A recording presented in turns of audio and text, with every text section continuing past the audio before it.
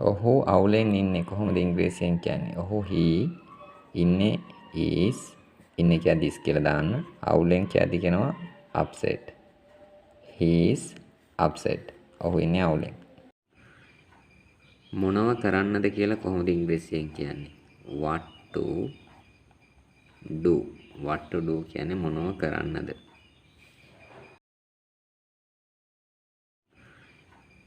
මොනව කරන්නද කියලා කොහොමද ඉංග්‍රීසියෙන් කියන්නේ? What to do. What to do කියන්නේ මොනව කරන්නද?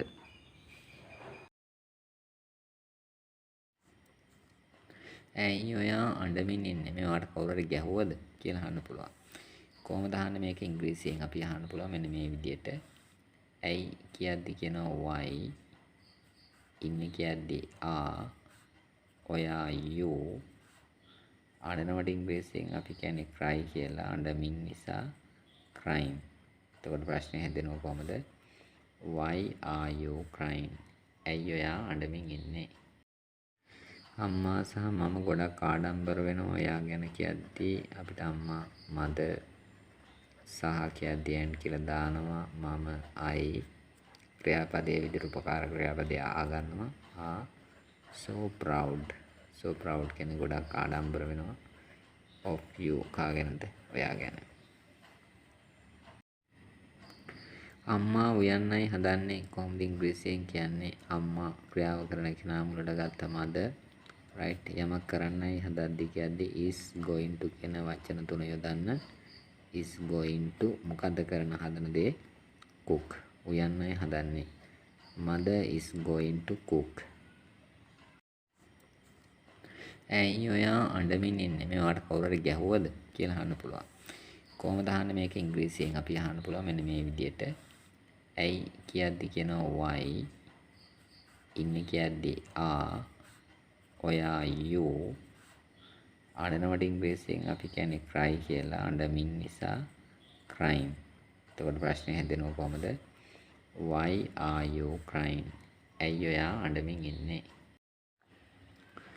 ඒක කුමක් ගැනද? කොහොමද ඉංග්‍රීසියෙන් අහන්නේ? ඒක කුමක්ද කියලා නම් අහන්න ඔයාලා දන්නවනේ. කුමක්ද? ඒක කුමක්ද කියලා අහන්නේ කොහමද? what is it? what is it? ගැනද කියලා කියන නිසා මෙතෙන්දි දානවා අපි වචනය about. right. what is it about? ඔවුන් සිටියේ හරි සතුටින්. මේක මේ හරි සතුටින් කියද්දී අපි කියනවා very happy. very happy කියලා කියන්නේ හරිම සතුටෙන් කියන අදහසයි. සිටියේ කියනකොට පාවිච්චි කරනවා were කියන වචනය. මොකද ඔවුන් කියන්නේ බහුවචන නිසා. they කියන්නේ ඔවුන්ට. they were happy. ඔවුන් සිටියේ හරි සතුටින්. මම සපයන්නම් සංගීතය. කොහොමද අපි මේක ඉංග්‍රීසියෙන් කියන්නේ? අපි බලමු සංගීතයට කියනවා ඉංග්‍රීසියෙන් music. right. music කියන්නේ සංගීතය. සපයනවට ඉංග්‍රීසියෙන් කියන්නේ අපි provide. provide කියන්නේ සපයනවා. සපයන්නම් කියලා කියන නිසා will provide. right. will provide music කියන සපයන්නම් සංගීතය. මම I will provide music. මට බැරි වුණා මිලදී ගන්න කාර් එකක්. කොහොමද ඉංග්‍රීසියෙන් කියන්නේ? මට කිව්වත් මම කිව්වත් I බැරි වුණා. පුළුවන් වුණා කියනවා නම් අපි කියන්නේ could කියලානේ. බැරි වුණා කියනවා නම් කියනවා could not. right. මිලදී ගන්න කියනකොට ක්‍රියාපදය buy කාර් එකක් a car. I could not buy a car. ඉතින් ඔහු උදව් කළා වඩුවාට. මේකෙදි අපි දන්නවා වඩුවාට ඉංග්‍රීසියෙන් කියන්නේ carpenter. carpenter. කාර් ලියලා පෙන් ලියලා ට දැම්මම හරි. carpenter. right. එතකොට ට කියන සවුන්ඩ් එක TR. ක්‍රියාපදයට කලින් ක්‍රියාව කරන කෙනා කියන ලියන්න ඕන. ඔහු තමයි ක්‍රියාව කරන්නේ. he උදව් කරනවා කියනකොට අපි ඉංග්‍රීසියෙන් කියන්නේ help. කරලා ඉවරයි. ඒක නිසා දානවා ed. he helped ඔහු උදව් කළා. he helped carpenter. මෙතන ඉතින් කෙනෙකුට දාන්න so කියලා. දැන් so he helped මේ carpenter කියලා කියන්නේ noun එක. නාම පදයක්. නාම පද වලට කලින් බොහෝ විට අපි දන්නා නාම පද වලට කලින් the දානවා. එතකොට so he helped the carpenter. මම හිතනවා මට තේරෙනවා තත්ත්වය. අපිට මොන හරි ස්ථානයක තත්ත්වය ගැන මට තේරෙනවා කියලා මම කියනවා. මම හිතනවා I think මම හිතනවා මට තේරෙනවා කියලා. I understand කියන්නේ තේරෙනවා. right? තත්ත්වය. තත්ත්වයට අපි ඉංග්‍රීසියෙන් කියනවා situation. situation කියන්නේ තත්ත්වය. right? එතකොට මේක noun එකක් නිසා මීට කලින් අපි the දානවා.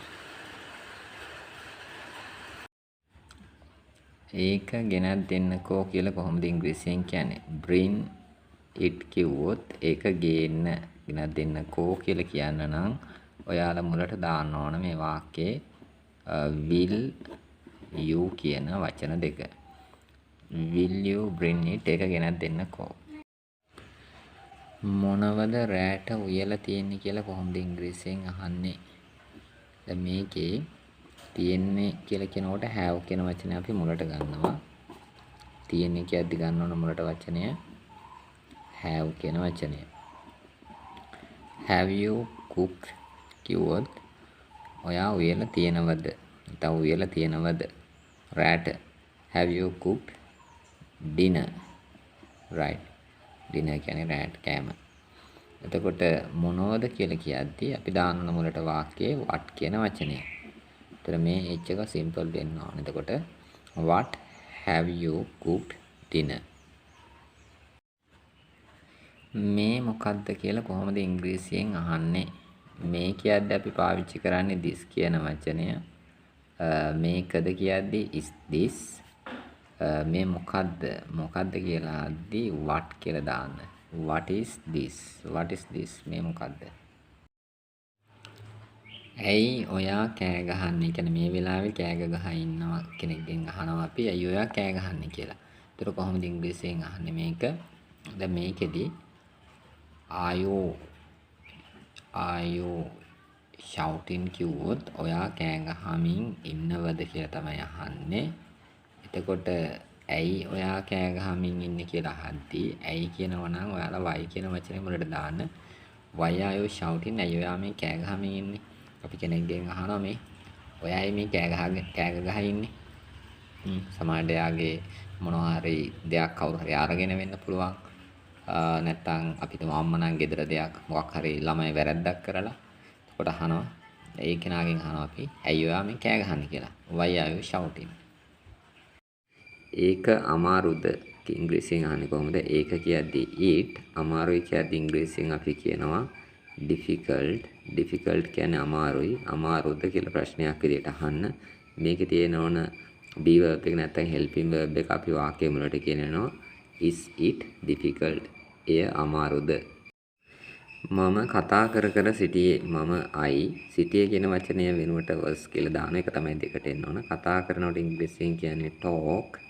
කතා කර නිසා ing දාන්න. I was talking. මම කතා කර හිටියේ. ඔයා අම්මට ආදරේද? කොහොමද ඉංග්‍රීසියෙන් කියන්නේ? ඔයා you ආදරේ you love mother. ඔයා අම්මට ආදරේද කියලා අහන්න ප්‍රශ්නයක් විදියට do කියන වචනේ මුලට දාන්න. do you love mother?